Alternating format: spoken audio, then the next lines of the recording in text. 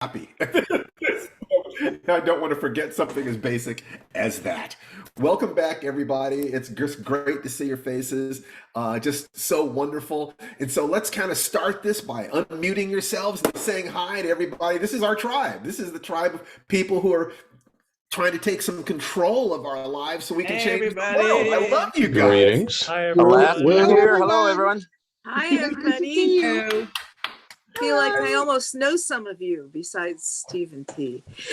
Exactly. That is So you the hope keep- and idea. That's the whole hope and the idea. Ross is 100% correct. I want you to talking to each other in chat. I want you exchange. If you have common interest, exchange emails, start supporting each other, saying, hey, support me in doing my morning ritual. What kind of support do you need? If you support many of us, how many of you find it easier to keep promises to other people than you do promises to yourself? Yes. Yeah. Yes, absolutely. Yes, That is totally totally. natural human nature. I want you to use human nature to help yourself stay on the path. Okay, so let's see. My name is Stephen Barnes. For those of you who said might be some new people coming in here, I'm creator of the Life Writing System and Firedance. I'm a husband and father. And a martial artist and a writer and a life coach. And basically all I'm sharing with you some 30, maybe even 40 years ago. Oh God. I realized I was going to need an extraordinary amount of endurance to be able to accomplish my goals in life. That I needed to literally wait for the culture to change in some important ways. And I asked myself the question, how do I do that? How do I do that? How can I survive? How can I survive emotionally long enough to get the things that I want in life? Because I refuse to lose. Life might beat me, but I will not beat myself. What do I do? And so all I'm sharing with you are the techniques that I use to stay on that path, to find love and health and success. I'm going to share with you as honestly as possible everything that we've been doing. And there are people on these calls who have known me for more than 30 years. And so I can't lie about what it is that I'm doing, what it is that I think. And I want you guys who have known me in real life or via the internet to hold me responsible, to know that it matters to me that I be as honest and open and positive as I can possibly be, so that I can help you guys. Only, I'm going to give you the things that I see, and you will take what is useful and discard the rest. But I have to start with a commitment to the three gates. Is it honest? Is it true? Is it kind? Is it useful? So there are several strictures that I use that have been given to me by extraordinary men and women over the years. And the things that I have tested in my own life, tested in my relationship, the things that I talk to myself about, the conversations that I have with my wonderful wife, Tanana Reeve Do, and my family, those are the only things that I give you. They have to go through the filter of our experience so that at the very least we can say, this seems to be true to us. Would you please experiment with it? That's what science is. Science is experimenting. Science is the scientific method is you observe a phenomenon, you formulate a hypothesis to explain the phenomenon, you create an experiment to test your hypothesis, you perform the experiment. If you get the results that you expected, you publish your results. You tell other people, this is what I did, this is what happened, this is why I think it happened. Will you try this and see too? What Tananarive and I are doing in our lives seems to have broken us through to an entirely new level of success, of health and happiness. It is not that these things are perfect. Tananarive can tell you, we were just talking this morning, I know I ain't easy to live with. I know I can be too dogmatic. I know I have areas where I need to grow. But I also know that my wife is magnificent and I will never do better. I know that I have to try to understand that as deeply as possible. In terms of our relationship, in terms of our family, things are going so well there. In terms of physicality, things are going beautifully there. My martial arts instructor wants me to take more responsibility within the organization, which will mean traveling around the country and teaching techniques. And this scares me. Anybody who's been on these things knows that I dealt with a lot of fear about certain aspects, even though I'm today, I got this certificate saying I'm a Grand Master. That's nice. I appreciate that. But, I'm still the same human being, just a different version of that human being. I sprouted a little bit differently. But it's the career stuff. And Tananari, would you be kind enough to just spend a couple minutes saying whatever you think is appropriate to say? We have to be careful, but I also want to, when things are going well with us, I want to celebrate with you guys. I really do. So T, would you talk just a little bit about what's about to happen? Well, it's not exactly a huge secret if you listen to our podcast, which is lifewritingpodcast.com, or if you're on my newsletter at tananarivlist.com. I'm assuming, Steve, you've probably mentioned hints at least in your list, but it looks like next week we're going to be starting our first television writers room, like our first traditional writers room. We've each written and had produced like freelance television scripts, but we've never been a part of a writers room super brain for a show that has been sold and will be on a major streamer. So I can't say the show has been announced. If you know us and you know who's in our circle, you could probably guess. I will say probably figure it out. It's genre, and it has been announced, and it involves a showrunner that we know. That's all I'm gonna say. We have spoken of. That's all I'm gonna say. Yes, but we're very, very excited about the it. little gray cells could probably figure it out if you thought, but it shouldn't be more than a week or so before we'll be able to say. And by the way, this is why we might be shifting the show to Saturdays, so that will be Monday. I guess we will. So next, I'll be sending out emails about it. And next, so our show will be on Saturday. We'll also constantly be putting this on YouTube, and we'll be reposting it to Facebook. So if you're on the list, you'll absolutely be able to get as much notification as you want. And be able to interact as much as you want, and as much as is possible, because it is critical to us to continue this. I have made a promise that all the way through 2023, we're going to be doing this, and we're going to be sharing with you everything we're doing, the highs and the lows, and then showing how this engine, this thing we created, where we took emotional flooding and incantations, which are affirmations combined with movement, and the ancient discipline of Tai Chi Chuan, that we have united these things, and something happened when I took the magic formula and inculcated it into these things. Something happened. Something clicked. I don't totally understand it. I can't totally say that I'm sure, because there's always coincidence. But what I am saying is, please, please, please try this. See whether or not you can get the same results. And so what we're going to do is we're going to share with you, and we're going to workshop with you. You bring problems to us, and that's right. Dennis Dickens said, kinesthetic reinforcement of mental programming. That is absolutely true. If you change your body, you always change your mind and your emotions. Always. You can go to therapy for years and still be just as messed up. But if you learn how to move differently, if you have a different relationship with your body as manifested in motion, that always changes the other things. So if you start with that realization, then by actually having a period every day where you are engaging with your body, your emotions, and your mind, that's real. That's real. And if you choose the activity so that it represents excellence, what I call a kinesthetic template, a perfect template. If I could move that way, if I could do this with my body, if I could look this way, I will have reached a different goal.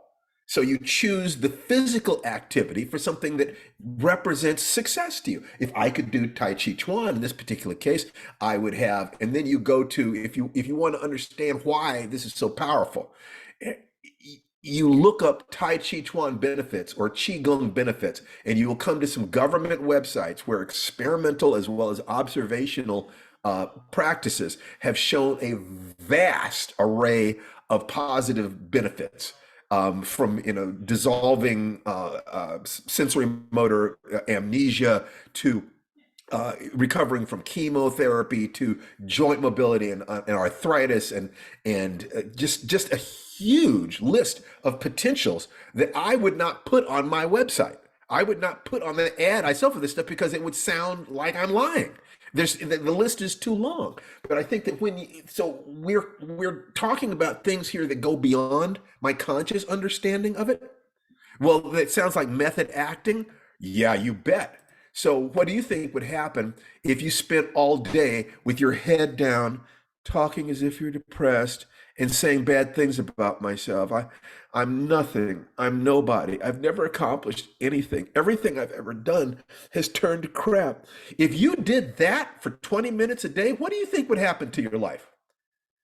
Conversely, what do you think would happen if you spent 10 to 20 minutes a day walking with power, with a positive expression on your face, giving energy to the world, talking as if you believed in yourself, associating with positive people, making commitments to be positive, to take control of your emotions? It's not that there is not horror in the world and bad things that happen in the world. We all know that's the truth. But what is true is that if our families are to be safe, if the children within us, that creative spark within us, is to have an expression, we have to create a safe home for our hearts. We have to create a safe home for our families. And there is a part of us that can be the warrior at the gate, the lion or lioness at the gate, and say that Gandalf thing, you shall not pass, to the negativity. That just for a few minutes a day, if you will step into a creative, energetic place and you just demand yourself, I will move, I will think, I will speak as if I was that powerful person I want to be. If it's fake it till you make it. It absolutely is. But every champion I know of in any field I've ever looked at had the point where they began to pretend to be the person that they wanted to be. Muhammad Ali was saying, I am the greatest, a long time before he ever got there. Part of that was to deal with his own fear, because he was stepping into a place where huge men were going to hit him in the face and try to break his skull open. How much confidence does it take to be relaxed enough to access your genius in a situation where a split-second error could kill you? So yeah, is there false ego about people entering into that arena? You bet there is. Anybody who knew me in college will tell you that I had a certain, kind of cocky, I can do this, I can do anything, I'm going to make it. I would tell everybody about how rich I was going to be and how successful I was going to be. Why did I do that? Because I was terrified. Because everybody told me I could not. And I'm not just talking about, racists or stuff like that. No. I remember sitting in front of the auditorium, in front of the cafeteria. One day I'm working on a story. I did that a lot. And this big black guy, who's an upperclassman, I was probably my first year of college, upperclassman comes by and says, hey there, little brother, what are you doing? I said, I'm writing a story. He said, is that for a class? I said, no, I'm just writing a story. And he said, did you see it on television? I said, no, I'm just writing a story. Read it in a book? I said, no, I'm writing a story. And he stopped and he said, black people don't write. I got that everywhere. My mother was terrified that I would fail. My father had been a singer with Nat King Cole and had failed in his career dreams, and it had damaged our family. And my mother was terrified that this would happen to me. And she would, if she found my stories, she would tear them up.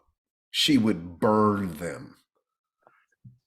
I had no reinforcement in my family or in my community for the dreams that I had. When I managed to find a friend who would let me tell them stories, man, did I ever cleave to that friend. And I try to build tribe with that friend. And my first wife was one of the first people who really believed in me. And I needed that, like roses need rain. Roses need rain. So if you have dreams, how many of us have had people mock their dreams? Mock their goals, their ambitions, who told you that you couldn't do it? Absolutely. So you need to tell yourself. You need to tell yourself every day. And the more negative the environment, the more critical it is that you spend some time every day fighting back against the demons. every single day, fighting back against the demons. If you will do that, and then you come here every week and let us talk to you, let us workshop to show you how these basic principles work. And please, please, please create a morning ritual. And please, if you would like me to be able to coach you, join the Firedance program at firedancetaichi.com so that I can coach you precisely. And we're going to see some of that today because there's somebody who had a question. But before we get to that question, let's take a look at Qigong, because I think that every day we're going to be talking about energy today, because energy is critical. And so the first thing I want to do is, let's see, one of the best things that you can do to wake yourself up is joint mobility. In some ways, Tai Chi is nothing more than a complex joint mobility drill. So I want you to start. And I will back up. You can probably hear my son yelling on his video game in the background. This, my office is in the midst of my life. So, so please understand that at some point, we may have a separate studio for these things. But right now, I don't mind sharing my life with you guys. I think you can understand. Life is messy. And my office most certainly is a mess. So let's take a look at this. Push back this straight. God, I love my office, and I just like to tell people that I have my office because of my wife. Thank you again, Tananari, for finding this house and helping me create this office. I could not do this without you. So joint mobility is a way that you can warm up your entire body in a relatively short period of time. So we're going to start. You can start sitting down where you are, or you can stand up if you can. If you can stand up, that's great. Otherwise, sit down. We're going to start with our fingers. And make sure that you're breathing smoothly. Remember, it all starts with breathing, diaphragmatic breathing. So make sure that you're breathing the whole time and that you never do anything that makes you hold your breath or interrupts your breathing. Anytime you're straining your breathing, you're going too far. So this breathing, we're going to start with the fingers. And if you want to, you can isolate individual fingers. So this finger, small finger, second finger, third finger, fourth finger, thumb, finger, finger. Okay, you can do that, and then I could go backwards around that, but let's move on to our wrists. And once again, you stay within the pain. Okay, your discomfort should never go above a 3 on a scale of 1 to 10. I like keeping it down around a 2. I don't mind just a little feeling of intensity, but learning how to calibrate so that it's intensity and not pain, and pain but not damage. Being able to tell the difference between pain and damage, that's the championship zone. We're talking about the health zone, not performance, but health. Okay, so now let's go to the elbows. So you straighten your arms out, turn your thumbs down, bring your arms all the way in, and you do this. Make sure you keep breathing. You can do it like 5 times in each direction. We're probably only going to do it about 3 times in each direction. Make sure you're breathing. Air is free. And if I stuck your head in a bucket of water, you would give all the money you own for another breath of air. So you are wealthy if you can just breathe and just feel how wonderful it is to be part of the world and have another day of life. Billionaires on their deathbed would give it all for one more day of life like you have. You're rich. You're rich beyond belief. All the way up, all the way back, all the way down, forward. Just feel your back stretch. Feel your chest stretch. Yeah. God, I love this. Put your arms out like this. You're going to roll your shoulder over. Other way. You're feeling it. I feel like you have ropes on your hands pulling you in different directions. Just really feel it. Okay, that's great. Now your head is just a little bit different. It's a little bit different. I want you to listen carefully. You can lean to the side, forward, and side, but don't lean your head back. The reason is if I lean my head backwards, if I'm not careful, I'm going to compress my vertebrae and grind them together. We do not want that. You do not have permission to hurt yourself in my class. So stay within that. So you go side, front, side, side, front, side, and reverse it. Side, front, side, side, front, side. Okay. Now put your hands on your waists.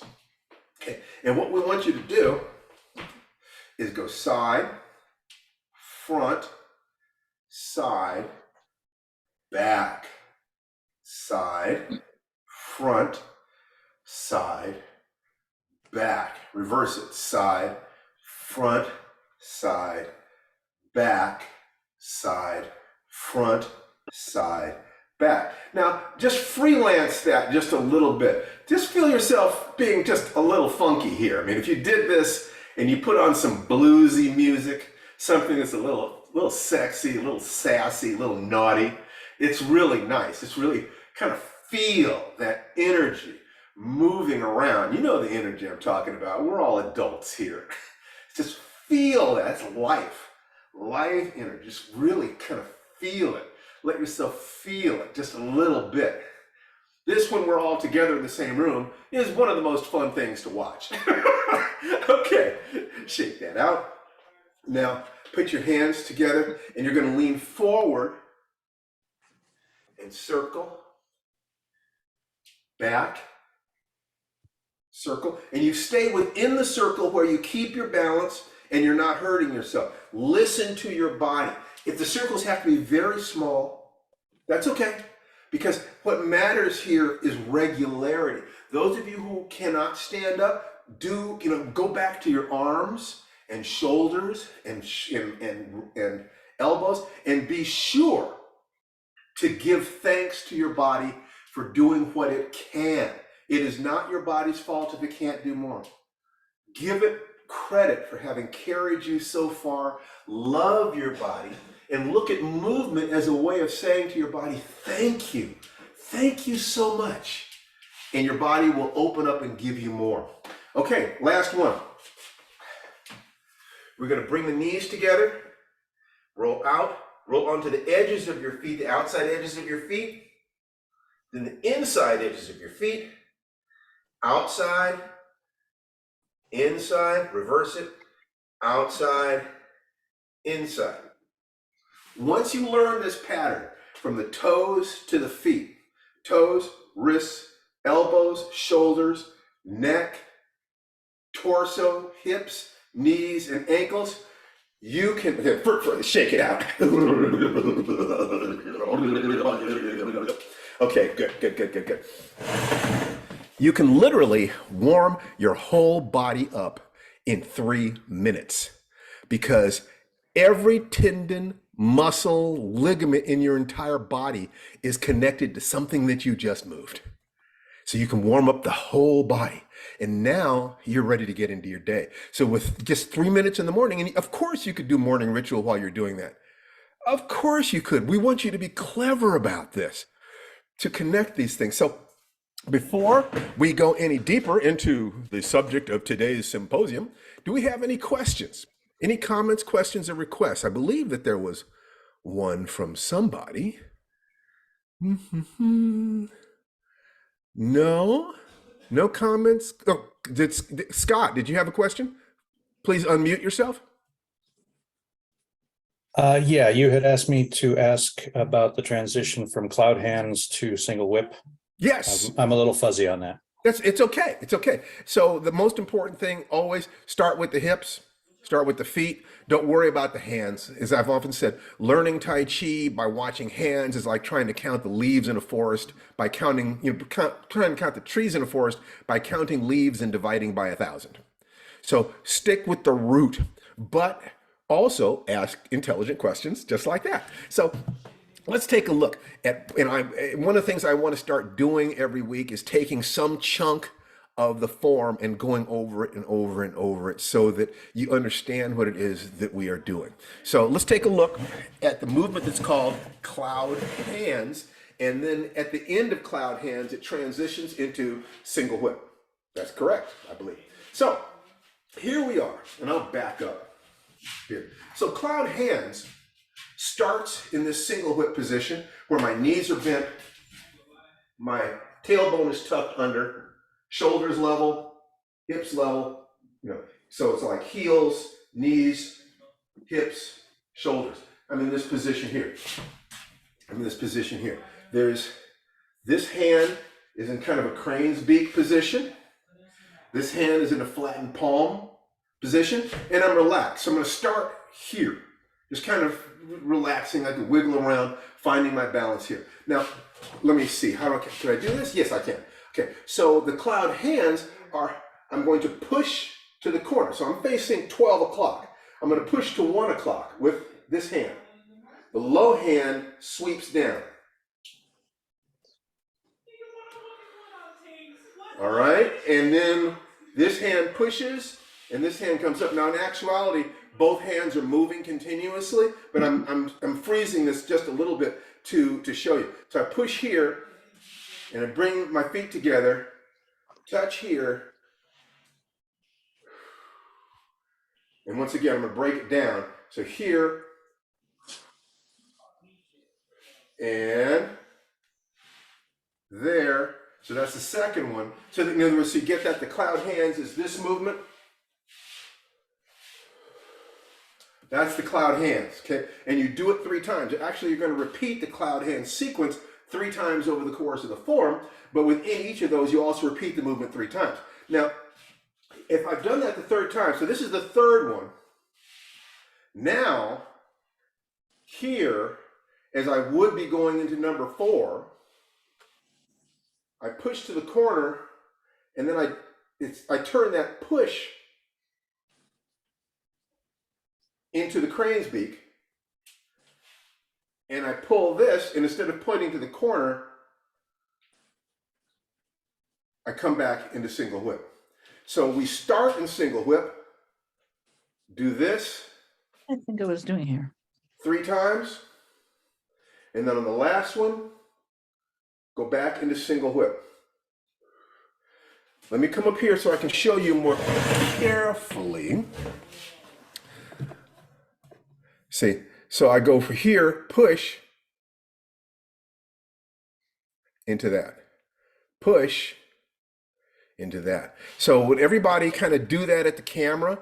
Push, then turn it into this. Push, and then into this. Does that help, Scott? Turn on your Yes, it microphone. does. Thank you Okay. very much. Great. I love it when people ask those specific questions. And let's take a look, because the qigong, the joint mobility, the chi balls, the constant bear, all these exercises are developmental, and you can put them all into the Tai Chi. You really can. So let's just take a look at how some of these ideas that we've just been talking about relate to the first 5 movements. Let's take a look at the first 5 movements of the form. So my heels square, my feet are balanced on the ground. Might kind of get that feeling of where is my balance? Is it on the right? Is it on the left? You try to get as close to 50-50 as possible without actually getting there. You can't be 50-50. A statue can be 50-50, but living things will shift their balance side to side. Okay, so it's like 51-49, 51-49, 51-49. The 0 point is theoretical, not actual. You never quite get there. But if your heels are approximately 1 fist distance apart, you then imagine that you have threads attached to the backs of your wrist. And on an inhalation, because you expand on inhalation, you contract on exhalation, you inhale in rising hands. Put a little smile on your face. Feel, okay, and the rising hands comes back, and as your hands press down, you bend your knees.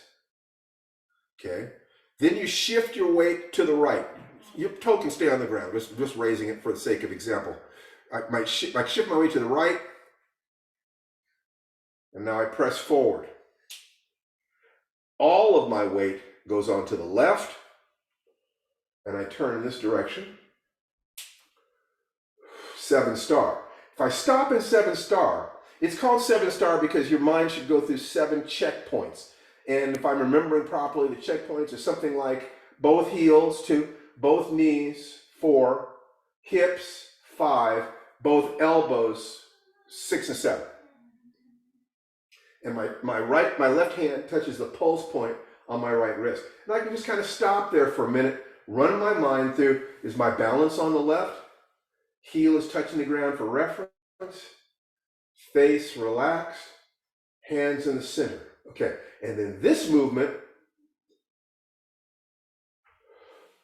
shoulder forward, turn the hips again, push to about 130, and now it's another one of those push to that crane's beak. And I slide my left foot out, and I'm in single whip. Those are the first 5 movements.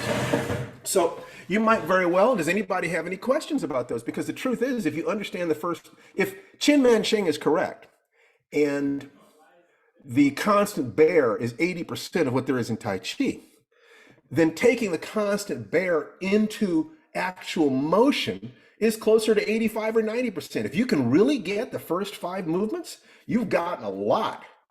You've really gotten a lot. So anybody have any questions about that before we go on? Because I am just here for you, and we're having fun together learning. Vicky Solomon is entering the waiting room. Okay. So I'd say, does anybody raise their hands? If you have any comments, questions, or requests about literally anything that we have covered so far today, or stuff that I've talked about in the past? Yes, Tom Barkley. Would you unmute yourself? Unmute yourself, Tom. Yes. Seems to take a little longer with the earpods. Watching that combination of capture and whip, what was the name of it? Single whip. Single whip. Catch So the bird's tail, single whip. That comes out of capture and pass hands, doesn't it? Or was it the other way around? I'm thinking of the Kung Fu. It's push, and then I create this movement with my hand. Exhalation there, and your body is expanding at that point. So these things are kind of connected. You're contracting and then expanding. Later on, you will once again contract and then expand. So if you watch the breathing and the lower body, you'll get it. And then we can refine. If you have does that answer your question? If not, try asking your question from a different direction so I can be sure I'm answering it. Which direction does the teaching come from? Tai Chi to Kung Fu, or Kung Fu? No, Tai Chi is a form of Kung Fu. Kung Fu is a Chinese word, or Gung Fu. It's just a term meaning accomplished technique or hard work.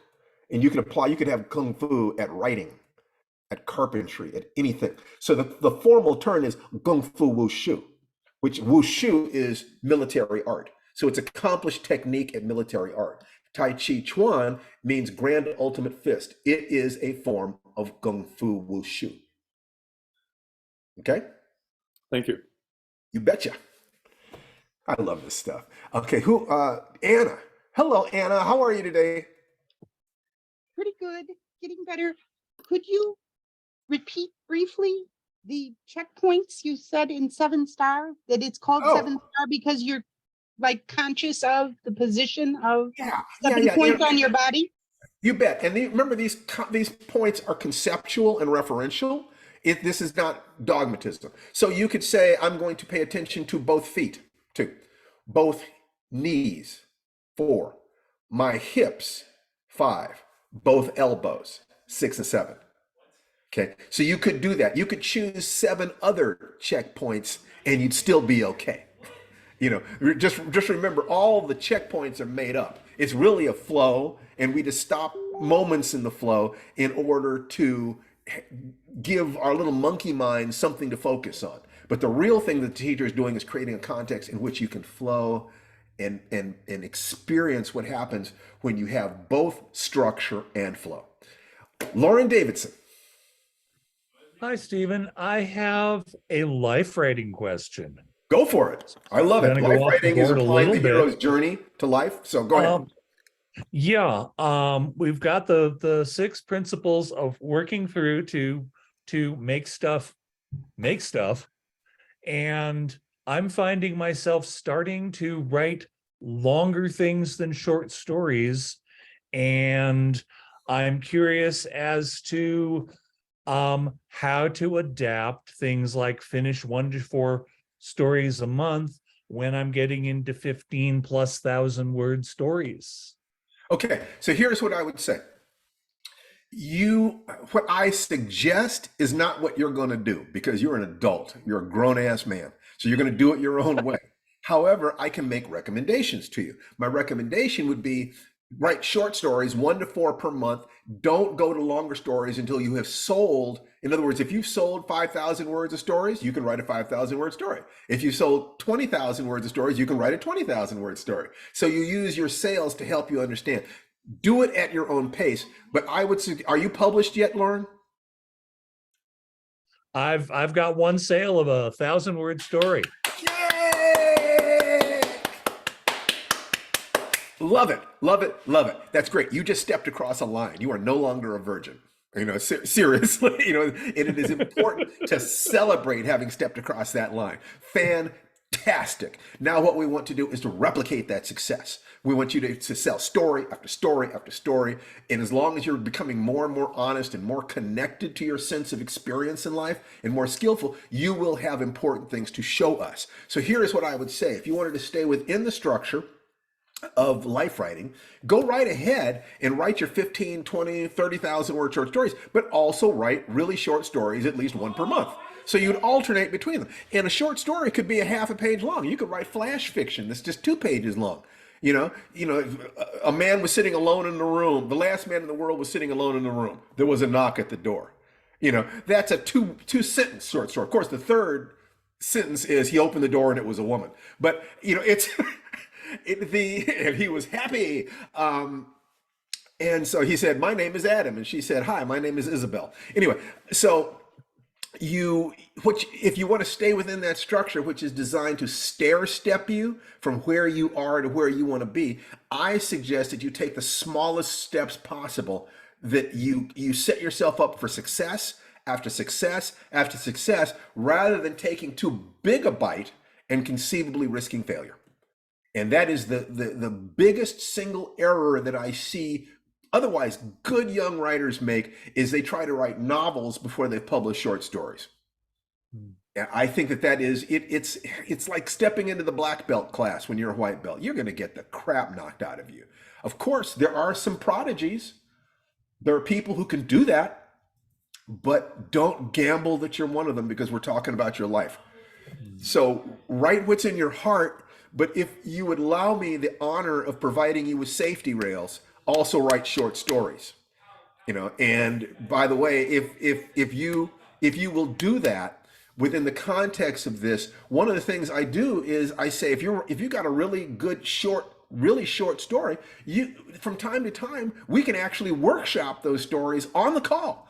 If you're following this path, if you're in the programs, then we can actually afford to spend the time to work with you. As you know, we're about to get extremely busy, but so our ability to give away our time is, we can't afford to coach people for the kind of money that the average person can afford. So the only choices we have are basically to give our time away to the people who are in these programs, or charge somebody I think that the technical term is a shitload of money to do coaching. And frankly, I don't get a whole lot of pleasure from that. I'd rather coach people like you guys. You know, so if you write really short stories, I can take a look at a 3-4 page short story and I can say, oh, this is what you need. You need this, this, this, and this. I can't necessarily do that with a 15,000 word short story. Okay. Does that answer your question, Lauren? I think it gives me some stuff to work with. Thank you. You betcha. Megan, you had a question. I didn't. Where's I- my Maggie? Hello, Maggie. Yeah, I didn't actually have a question, and that's why I lowered my hand. I had a comment. Oh, please. And we're kind of far past it, but I just going through the warm-ups with you this morning or this afternoon just now, it brought into my mind in sharp focus that in the Chen style class that I was able to take for a couple of years, one of our warm-ups, most of them were pretty similar, was the toe roll. So because your toes need to be, I call it that. She didn't call it that. She didn't tell us the name. I'm sure it was Chinese. Yeah, basically you go up on your toes, you get up on your tiptoes and then you kind of roll on your toes to one side and you go in circles on your toes. It's almost like doing constant bear on your toes. Maybe, I don't know. Yeah, you keep rolling them around in a circle, 4 or 5 times just as a warm up. Yes. But I don't remember having that, as an exercise before then. And when you just it wasn't. Hawkins did not. You trained with me in Hawkins's class, and he did not teach that. The joint mobility drills comes from another source. So right, but I don't feel and hear that in just what we just went through, and I wanted to point it out as a. Well, here's what I would say about that. That everything is being engaged, but it's not being engaged as powerfully as if we isolated, as you just did. And that isolation is very valuable. So if I say you can move through your whole body in 3 minutes, that doesn't mean you can't spend 20 minutes and do more specialized things. And instead of just going in circles, you go in clover leaves and figure eights and increasing levels of complexity and increasing levels of isolation. Of course you can. You could look at belly dancing exercise and popping and locking exercises from different forms of hip hop dance, and you will find exercises that you can adapt. And what's critical is that you be intelligent. This is your body. This is your life. I just wanted to throw it out there as something that I found when I started that Chen class. I was in the middle of healing from a really bad injury in my hip. And I found that toe rolling part, just like this getting up on your toes, and to be enormously useful for regaining my balance. Fantastic. And so I just wanted to throw it out there for people. Thank you, Meg. Thank you. I would suggest that to you guys. Try that, especially if balance is an issue of some kind. Okay, great. Clarissa Walker. Hello. Thank you so much. As usual, thank you. So I just wanted to follow up and then ask you and Tia a question. Go for it. You took time a few weeks ago to give me some suggestions about flash fiction. You said try it out. It was my first time ever trying microfiction, and I've been studying it and I love it. And I do my morning ritual. Excellent. I love that too. And it's the foundation of everything we do. Yes, I mean, it's really this stuff works. You know what you're doing. You know what you're talking about. But I had a question. Really, was from last week's some things you said last week. I was in an environment that was too loud for me to unmute, but you were helping a gentleman, and the conversation was about his son. But I just wanted to ask that in a writing way, if you and T could comment on, like, when you're doing things like memoir narratives or memoir work as you're writing, inevitably you're gonna kind of like intersect with the stories of other people, whether it's family members or people that what are your thoughts on like principles as a writer to do that responsibly when you want to be honest and you want to tell a story that's going to be meaningful to someone else, but you know that by telling your story you're inevitably telling the story of someone else. Would you that's an interesting question. Actually, we're going to be taping a podcast later with Ashley C. Ford, who just wrote, her memoir, somebody's daughter. We want to talk to her about her process. So in some ways, it's too bad we haven't already done that interview. I did a memoir with my late mother. And frankly, I am, Steve knows this about me, very cautious, if not sometimes overcautious about stepping on people's toes from especially this vantage point. I used to work for the Miami Herald and I had a dating column, and I learned the hard way that writing about people, even obliquely, not naming them, I had somebody's friend call me up just very upset because they thought I was just making a little bit of fun, not even that much fun, but he never got off his phone in the first 10 minutes of our date. It was a dating column. And the friend was very, very upset because apparently he was very upset that, anyway, what I said was true. But was it appropriate was the question I asked. And ever since that time, I've been very careful about how I use other people's lives. And there was an incident in the book I wrote with my mom that I thought was very important to include, that she'd had a half brother who was executed as a juvenile.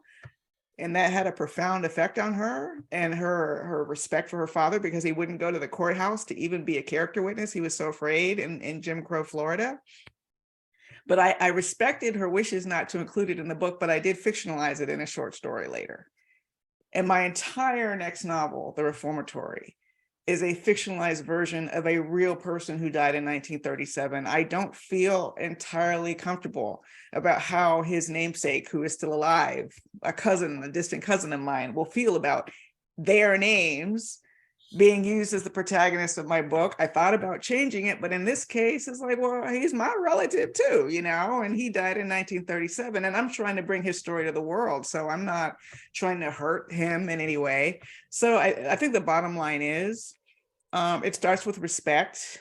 I do not like tell-alls. I do not like celebrity tell-alls where people are talking about who they slept with and when they slept with them, and he was still married and this and that and the other. Why? Why is that important to anybody? I just, to write it just to write it doesn't make sense to me. But when you feel like there's something that, is just integral to you telling your story, I would change details. I would be oblique. I would not name names when possible. Like if it's a super, super close relative, like a father or uncle. Oh, that's where you really have to wrestle with it. Because Ashley wrote some very uncomfortable things about her father in her memoir, that he had been in prison for rape, and she herself had been a victim of sexual assault. So it was very relevant, this whole thing, and she chose to go out with that. I don't know if I could have. So really, ultimately, it's every individual writer's choice, but I would say be respectful, be oblique when possible.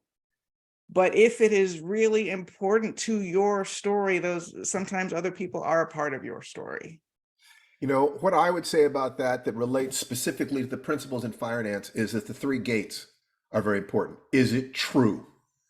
Is it kind? Is it useful? If it is true and useful, and you can find a way to say it kindly by obscuring information, by being oblique, whatever, then great. If you can get their permission, great.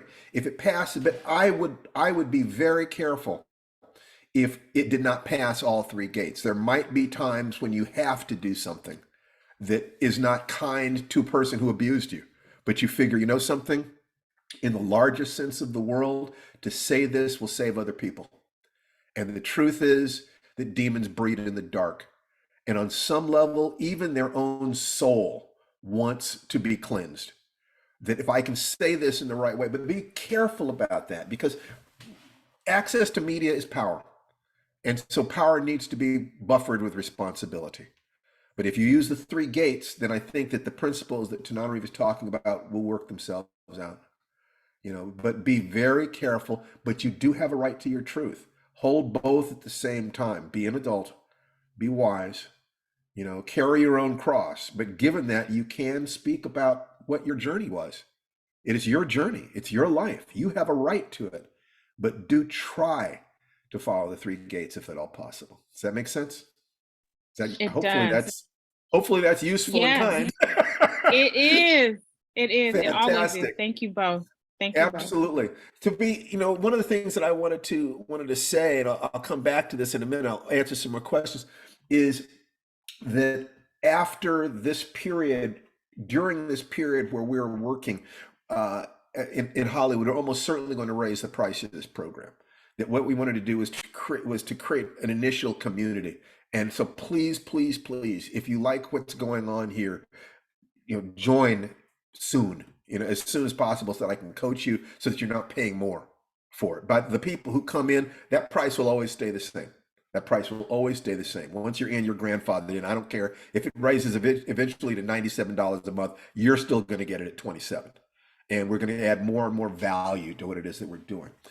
Any other comments, questions, and then I will talk about a little bit of a lecture that I wanted to do today.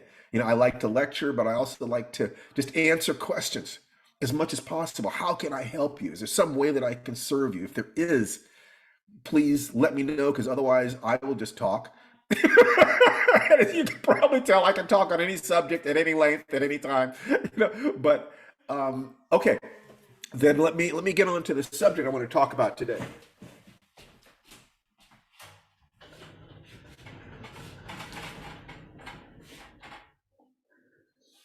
Okay, I think that's close enough. So if you look at this, we talked about, might have to go back a little bit further. I can tilt the camera up a little bit. What you will see over here is this is the process of behavioral modification. It's one way of looking at the process of behavioral modification. Step one is you identify the pattern you want to change. Identify the pattern that you want to change. And Zoom has a whiteboard integral. I will start, every week we're trying to make things a little bit better in some way, but I have to apologize for not having complete mastery over the technology. I will get better. So the first step is you identify the pattern you want to change. The second step is you identify what you want to change the pattern to. What is the pattern you want? For instance, if you were to say, I want to eat better, say, I want to stop eating so much sugar. That's pattern number one. I want to stop stress eating. The second thing is, what do you want to change it to? I want to eat in a way that nurtures and supports a high energy lifestyle. Step three is you raise your energy level. This is often forgotten. Step three is you raise your energy level. Step four is that you practice the new program. So it's like I say, I want to eat supporting my body. So I raise my energy level, and now I'm going to try to eat only good foods, salad and clean proteins and clean carbohydrates. Step five is critical. Fail successfully. What that means is you understand ahead of time that if you try to do something that's going to change your life massively, in all likelihood, you're not going to be able to go directly to that. You're going to try it, and you're eventually going to drop off. You're going to fall off the horse. That's just common sense. We all know that from watching babies learn how to walk.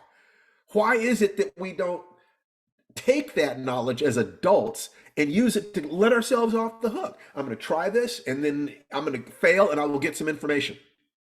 Remove the emotions. The way you fail successfully is you remove the emotions so that you've just got the information. I did this, this happened. I did this, that happened.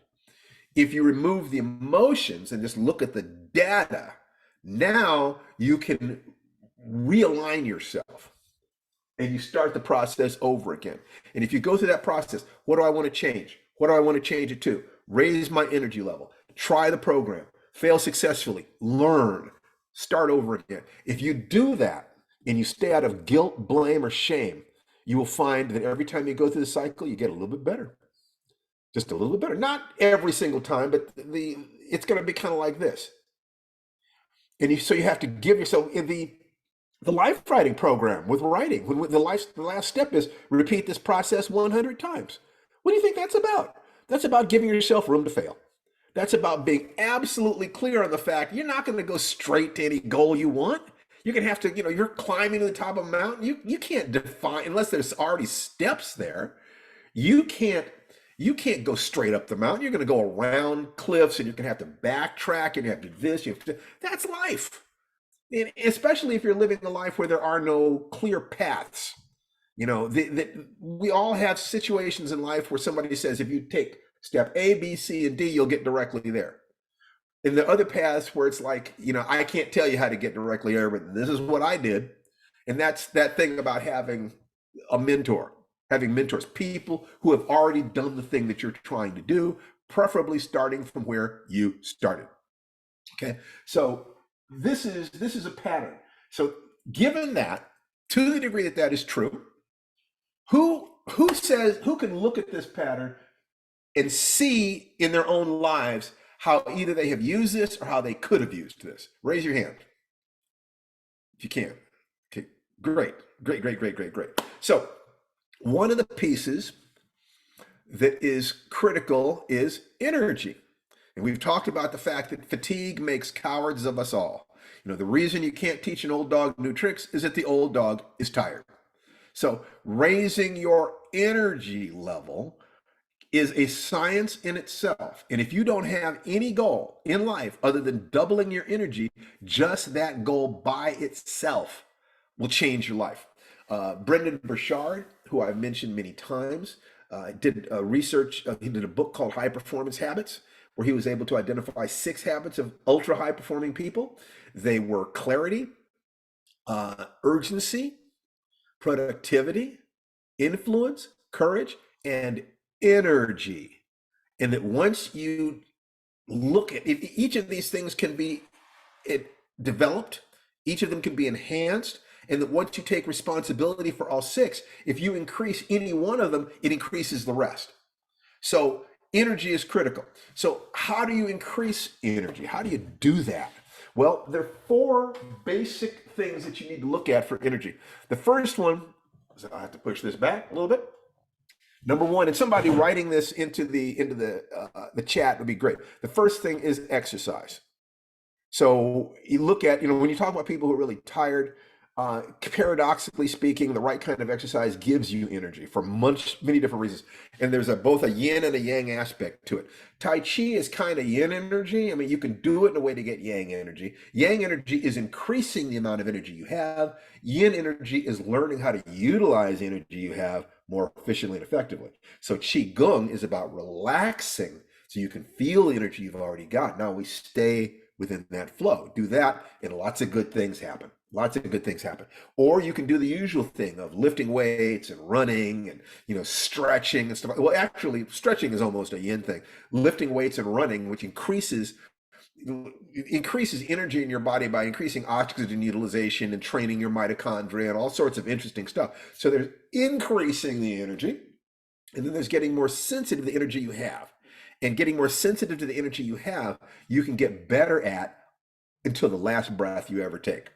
So there's a limit to how much raw, rough yang energy you can get, and that generally peaks sometimes in your early 30s. But in terms of being able to have abundant, flowing, volcanic energy relative to the amount of energy you need in your life, yeah, I think that can increase. Well, I'm still trying to figure out what the limits of that are. You know, it's wonderful. You can actually get more and more and better at that as you get older. And of course, there are going to be, you know, some inevitable ends to how much more you can advance that. But exercise of one kind or another, and I would say that stretching is a really good exercise, because what stretching actually is learning how to release tension. It's not lengthening the muscles as much as it is de-inhibiting the Golgi tendon organs, telling your body that it is safe to relax. So you move into one position and then you try to breathe smoothly there. And then you move into another position, you try to breathe smoothly there. Now, there are forms of stretching that are designed to kind of hack your body's Golgi tendon organs and the reflex there. I think that those are excellent for performance. If you're in a martial arts class or something like that, fantastic. But that's kind of performance. For health, I'm a little cautious about them. I have to admit that I don't have profound knowledge of those techniques. I don't do them, but if any of you have experience with them, feel free to let me know. You know, I think you really can increase flexibility. You can do this, but what you want is for your body to be relaxed enough so that when you are moving, you're not fighting yourself. But aside from that, you're going to need something that is aerobic. The aerobic zone is the zone where you are moving intensely enough that you can talk, but you cannot sing. In general, that's a really good rule of thumb about it. So you want to push yourself until, yeah, you're breathing hard, but you can still talk. You know, that's you don't need more than that for health. For performance, you might need more than that. But performance, it's Achilles' choice, a short, glorious life or a long, dull one. Champions are always making trade-offs there. So be careful about that. But all we're talking about is health, is having the energy you need to work hard all week, and party on the weekend.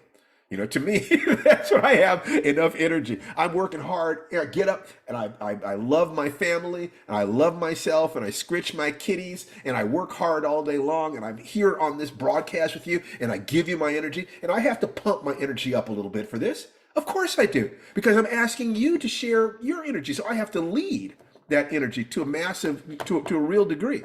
Somebody put up a whiteboard here and I don't want that right now. Okay, but I will learn how to do that. I promise you I will. And that's my promise to you. So that's exercise. The next thing is sleep. One of the most consistent, the average person needs between 7 and 9 hours of sleep a night. I like to sleep until my body feels light and cool in the morning. So I'll literally lay there and do a scan through my body and let my body tell me when it wants to get out of bed by it starts moving a little bit. I'll actually kind of start stretching and moving and twitching. And it's like my body's saying, time to get out of bed, Steve. If I have to get up before my body does that, I'm going to feel just a little heavy all day long. And I know it. And sometimes you accept that. But what we want is a sustainable, healthy life where you have the energy necessary to do the things you need to do to move yourself and your family, not just out of a survival state, because survival is just about, getting to zero. Thriving, feeling dynamic, feeling optimistic, being able to pull the people around you with you and inspire them. So how much rest do you need and the quality of rest? Really look into that. Don't cheat yourself on sleep. Sleep is free. Okay, get the sleep you need. Okay. Number 3 is diet. And whereas there are a ton of different ways of looking at diet, and each one of them, you could go down that silo infinitely. In general, in terms of macronutrients, it's making sure that you're not taking in more calories than you're burning up.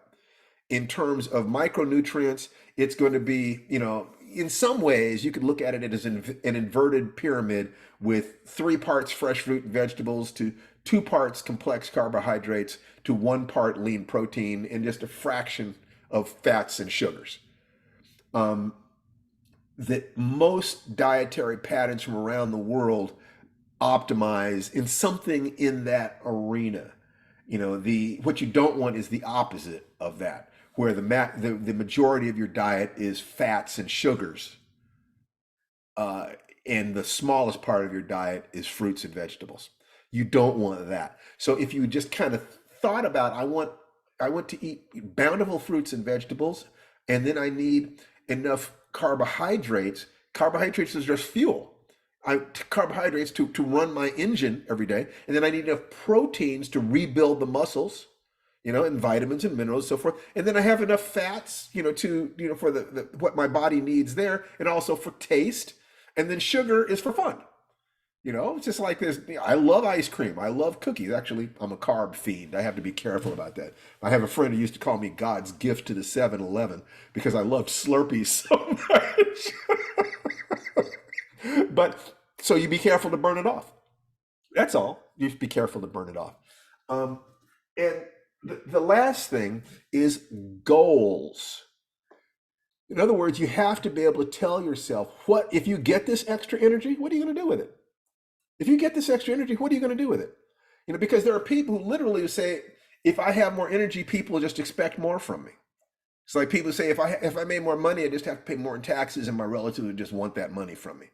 unless you feel that doing a thing will increase the pleasure and diminish the pain, you won't do it. So if you say to yourself, and I suggest that you look here at the three centers, body, emotions, and mind. If you had more energy, how would it help your body? If you had more energy, how would it help the people that you love? How would you be able to serve them? How would you experience more joy?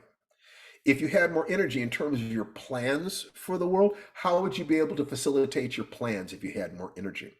If I had more energy, how would that connect to your spiritual view of what it is you want to give the world before you die? If you have those, if you can see how that energy helps your body, helps your emotions, helps your intellect, goals, so forth, and helps your spiritual vision of yourself, it becomes easier for you to exhibit the discipline necessary to stay on track.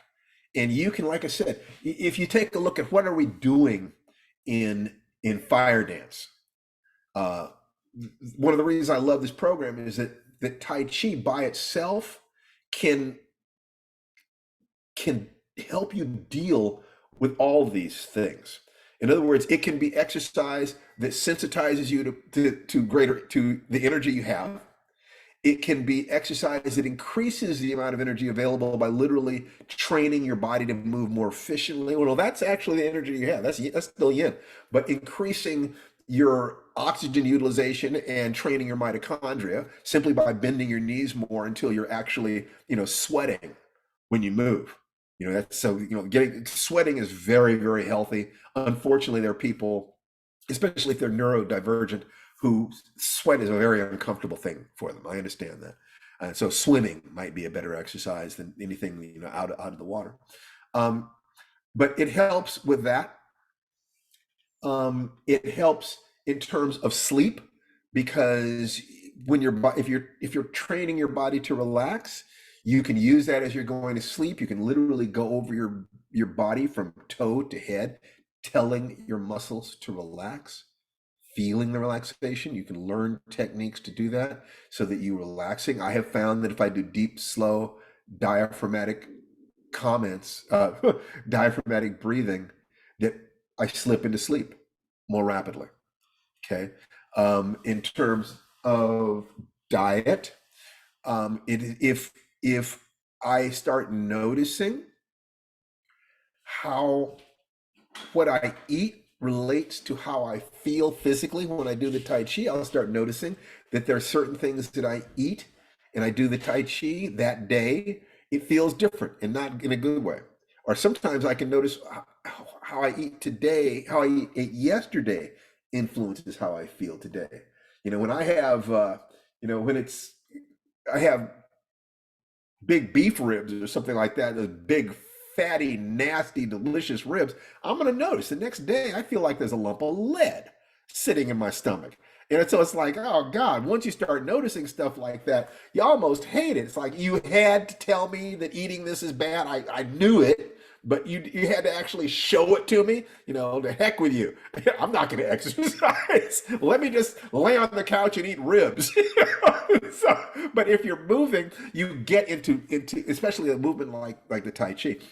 And in terms of the goals, well, we're bringing that in there by chanting our affirmations and visualizing our role models and watching ourselves with positive emotions and seeing the timeline between us and the thing that we judge. So we're taking care of all four at the same time. So this pattern, the Firedance pattern, firedancetaichi.com, is set up to help you increase your energy. All you'd need then, can you add, the 5-minute miracle? Are you taking your breaks every 3 hours?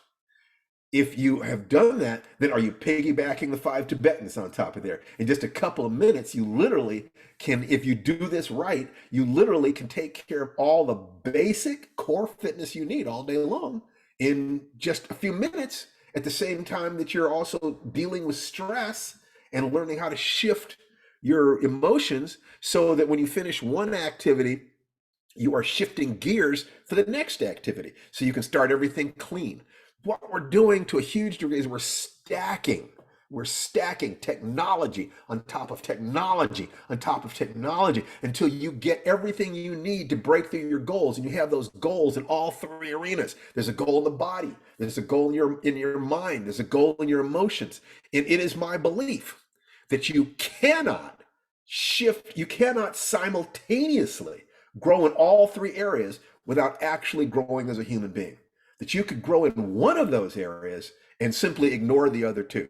And that's most of what you see in terms of really successful people.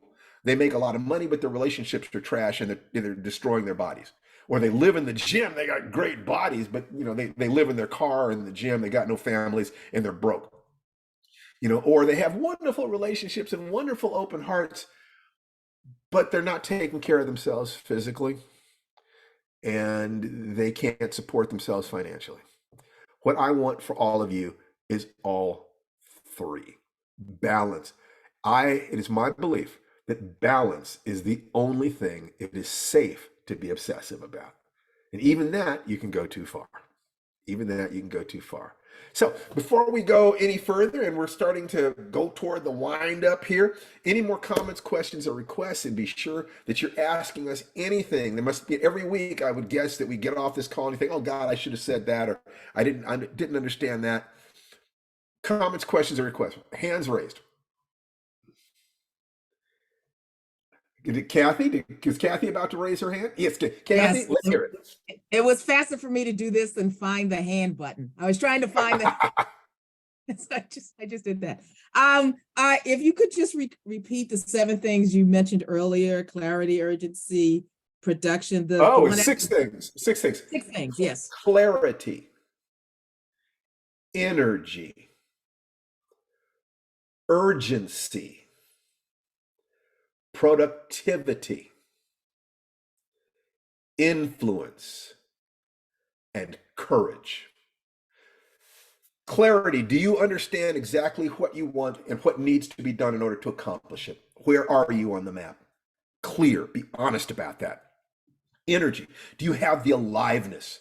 Do you have the aliveness to move because you have to overcome inertia to shift from one period in your life to the next? Raising your energy level. If you increase the speed on an old record player, the needle will start skipping across the grooves. Okay, that's what you want. You want to skip out of your groove. You want to find it easy to shift from one pattern to another. So raise your energy level. Urgency. Do you have a sense that you have to do it now? Mañana is a poison. The feeling I can put it off, I'll put it off, and one day you'll be on your deathbed and say, I shouldn't have put it off. I thought I'd have more time. Do you understand that this game has a limited time frame? This game called life. And for every goal that you have, there's a period where succeeding at it is great, and another period where it's useless. It's too late. You missed it. To feel urgency, that's what gets you off the couch. Productivity. Are you doing the work? Chop wood, carry water every day. Are you doing the work? Do the work, do the work, do the work, do the work. Make your peace with the fact that it's going to take work to get where you want to go. Learn to enjoy the work, even if it's only by saying, thank God I have the health to do this work. If you did not have the health to do the work, you'd wish you did. So why not be grateful right now, and instead of resenting the work, say, I don't wish my life was easier. I want to be stronger so I can deal with what's in front of me, so I can take care of my family and deal with my dreams and make the world a better place. Influence. Anything you want in life is probably a lot of the things you want in life, especially any money. Every dollar you get in the world, you're going to get from somebody else. Dollars are just the symbols of the value that your tribe holds for you in many ways. It's not completely true, but it's true enough. So sales and marketing is about convincing people that they have a need, preferably an honest need, and convincing them that their money will do more for them in your pocket than in theirs. Or how about you're convincing your children that they will be better off long-term if they do their homework, probably by offering them some short-term pain or short-term reward. In a date or with a partner, you're trying to convince someone that if they spend time with you, they will be happier than if they spent that time alone or spent that time with someone else. You're saying, this is who I am, and I am prepared to make sure that when we end our date, you walk away from me feeling like that was a wonderful experience. I felt good, and it has to be on their terms. So influence, to be able to influence other people to act in a way that is in alignment with your goals and dreams, because the accomplishment of any goal is going to require the building of a tribe, the building of, customers, or transfer of enthusiasm one person to another. And courage, how do you deal with your fear? Reaching your goals is going to test you. Changing your identity is going to trigger fear. Always does. Always will. So you have to have courage, influence, productivity, urgency, energy, and clarity. That the magic formula is what gets you into the arena. If you have to make sure you don't have a zero in terms of mapper model, daily action, gratitude, intentions, and belief, conviction. But once you're in that arena, it is possible to piggyback other disciplines, other frameworks that have to do with success within that specific arena. And I want you guys to go beyond me. I mean, I can offer you the magic formula, but please, go out, research, bring things back to the tribe. And Brendan Burchard's High Performance Secrets are a pretty good set. They're not bad. I teach them to my son. My wife and I work on them. We're using them in this next challenge coming up. I use them every day. I build them into my morning ritual. I will literally say that I cap my morning ritual by saying, all the clarity I need is within me now. All the energy I need is within me now. All the urgency I need is within me now. All the productivity I need is within me now. All the influence I need is within me now. And all the courage I need is within me now. And invariably, one or more of those things will be the thing that triggers the voice in my head that says, oh, what a bunch of crap. What a bunch of crap. You're scared. You don't have any, you're tired. You don't know what you're doing. Why not just lay on the couch? Today is a day to take off. Nobody's going to listen to you. I've got those voices in my head. I have to fight against them. And this tool that I'm begging you to use, firedancetaichi.com, please, please, please, I want you to get in before we have to raise that price. And that's going to happen soon now. These principles, we want you to start with our principles, experiment with them, and then try your own. And if something is really working, bring it back. I'm happy to, it's like, oh, wow. Everything I'm teaching you is stuff I learned from somebody else. There are some things that I synthesized. I'm a very good synthesizer, but I adore it when my students bring stuff to me and then I can test and say, do I have that? How do I deal with that? And many, many times in the past, somebody's brought something, I said, I didn't have that. That helps me to complete the dynamic sphere of life. A little better. So Kathy, does that answer your question? I actually, I went into that a little bit more because you triggered me. I should have had a trigger warning on that question, Kathy. But it's all good, Steve. We all love listening to you. That's why we're here. So thank you. And I love you guys. I am so happy to do this. Look, there's nothing normal or average about any of us. Some of us play in the illusion that we're the same. I never had that privilege. All my life, I've known that I was not part of a group in that sense. My tribe is so important to me. The people I have found who are also trying to be the best they can, who are willing to accept that about me. I am so tired. I got so tired of being treated like a mutant. And now I love to gather around myself people who are either already high performing or people willing to commit to being high performing. I'm writing a book on ethical seduction for incels, because what I see there is guys who have no idea what the mating game is, are terrified they're not going to find partners. That fear turns into anger. They find a community of other angry men and they can become potentially violent. I'm going to cut that off at the root. Cut that off at the root, because I believe we can actually control our lives. Yes, there is racism and sexism and classism and elitism and all those different things. And we should change society and make it better.